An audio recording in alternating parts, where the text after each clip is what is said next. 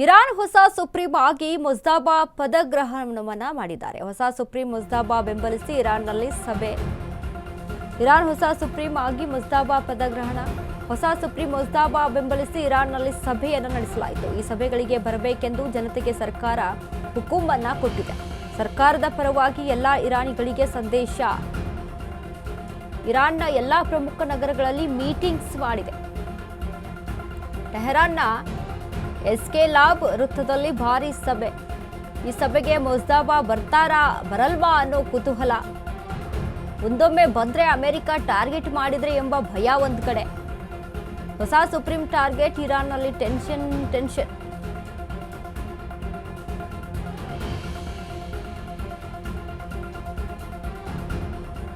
Iran ಹೊಸ supreme ಆಗಿ ಮುಜ್ತಬಾ ಪದಗ್ರಹಣ. ಹೊಸ ಸುಪ್ರೀಂ ಮುಜ್ತಬಾ ಬೆಂಬಲಿಸಿ ಇರಾನ್ನಲ್ಲಿ ಸಭೆ. ಈ ಸಭೆಗಳಲ್ಲಿ ಬರಬೇಕೆಂದು ಜನತೆಗೆ ಸರ್ಕಾರ ಹುಕುಮನ್ನ ಕೊಟ್ಟಿದೆ. ಸರ್ಕಾರದ ಪರವಾಗಿ ಎಲ್ಲ ಇರಾನಿಗಳಿಗೆ ಸಂದೇಶವನ್ನ ಕೊಟ್ಟಿರುವಂಥದ್ದು.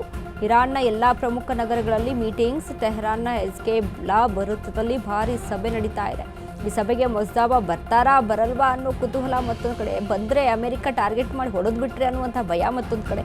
ಹೀಗಾಗಿ ಹೊಸ ಸುಪ್ರೀಂ ಟಾರ್ಗೆಟ್ನಲ್ಲಿ ಇರಾನ್ನಲ್ಲಿ ಟೆನ್ಷನ್ ಹೆಚ್ಚಾಗಿರುವಂಥದ್ದು.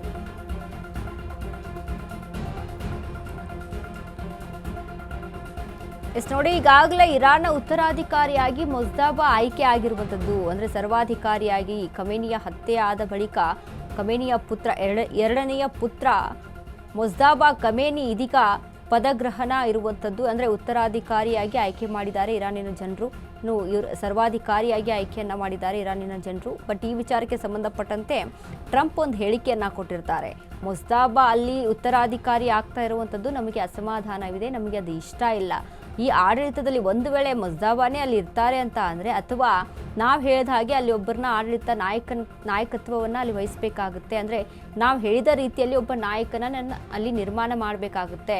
ಇಲ್ಲ ಅಂತ ಅಂದರೆ, ಒಂದು ವೇಳೆ ಇದಕ್ಕೇನಾದರೂ ನೀವು ಒಪ್ಪಲಿಲ್ಲ ಅಂತ ಅಂದರೆ ನಾವು ಹೋರಾಟ ಮಾಡ್ತೀವಿ, ಮತ್ತೆ ನಿಮ್ಮ ಮೇಲೆ ಯುದ್ಧವನ್ನು ಸಾರ್ತೀವಿ ಅನ್ನುವಂಥ ಮಾತನ್ನು ಟ್ರಂಪ್ ಹೇಳ್ತಾರೆ. ಬಟ್ ಆ ಟ್ರಂಪ್ ಹೇಳಿಕೆ ಈ ವಿಚಾರಕ್ಕೆ ಸಂಬಂಧಪಟ್ಟಂತೆ ಯಾರೂ ಕೂಡ ಕೇರೆ ಮಾಡದೆ ಇರಾನ್ನಲ್ಲೂ ಸಹಿತ ಡೋಂಟ್ ಕೇರ್ ಎನ್ನುತ್ತಾ ಇದೀಗ ಇರಾನ್ ತನ್ನ ಕೆಲಸವನ್ನು ತಾನು ಮಾಡ್ತಾ ಇದೆ. ಬಟ್ ಇಲ್ಲಿ ಆಗ್ತಾ ಇರುವಂಥದ್ದೇನು, ಇದೀಗ ಜನಗಳಿಗೆ ಹುಕುಂ ಕೊಟ್ಟಿದೆ, ಅಂದರೆ ಸಂದೇಶವನ್ನು ಕೊಟ್ಟಿದೆ. ಎಲ್ಲರೂ ಸಹಿತ ಬರಲೇಬೇಕು, ಯಾಕಂದರೆ ಇರಾನ್ನ ಹೊಸ ಸುಪ್ರೀಂ ಆಗಿ ಮುಜ್ತಬಾ ಪದಗ್ರಹಣ ಆಗ್ತಾ ಇದೆ.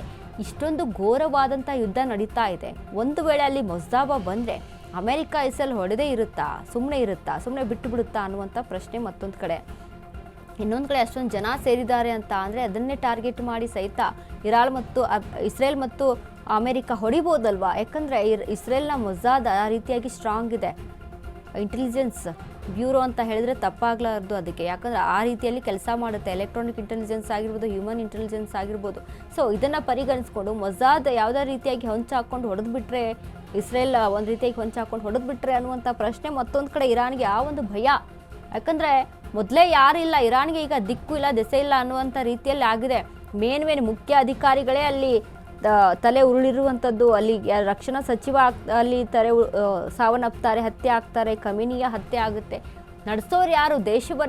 ದೇಶವನ್ನು ನಡೆಸೋಕ್ಕೆ ಸೂಕ್ತವಾದಂಥ ಒಂದು ನಿರ್ಧಾರವನ್ನು ತೆಗೆದುಕೊಳ್ಳೋದಕ್ಕೆ ಒಬ್ಬ ನಾಯಕ ಬೇಕಲ್ವಾ. ಆ ನಾಯಕನ ಕೊರತೆ ಇದೀಗ ಇರಾನ್ನಲ್ಲಿ ಇದೆ. ಸೊ ಹಾಗಾಗಿ ಇರಾನ್ ಸಾಕಷ್ಟು ಎಡವಟ್ಟುಗಳನ್ನು ಮಾಡ್ಕೊಳ್ತಾ ಇರುವಂಥದ್ದು.